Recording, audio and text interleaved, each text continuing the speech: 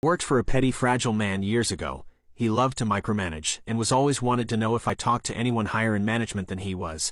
This by itself wasn't a problem, as I understand chains of command and follow them. The crux of the issue was he had to know every detail of every conversation, and he wanted to dictate what they were told when they reached out to us.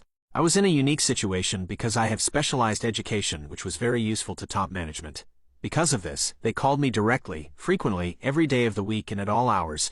The baby boss had a huge problem with this because he wanted to control the technical information that I provided the big boss when he called with questions. I tried my best to loop baby boss in when these calls occurred, but big boss wanted me to speak freely and didn't want to wait for someone else to get on the call. Often baby boss would call big boss after we spoke to try and take credit for what I told them, even though it was well known that he didn't have the same education understanding that I did. Baby boss then demanded I call him every time big boss called me, and wanted a full recounting of our conversations. Cue malicious compliance.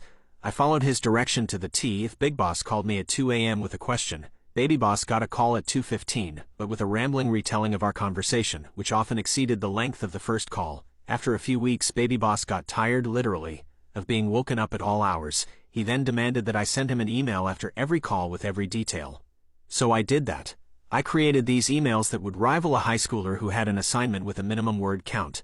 I'd sprinkle the important information in between long flowing sentences, so he was forced to read the whole thing if he wanted to know what I really spoke about. This ultimately resulted in baby boss relenting and just asking for a brief recap in person during the next business day. Soon after, the budget people were very concerned about why I had huge amounts of overtime at odd hours, and I explained the direction I was given.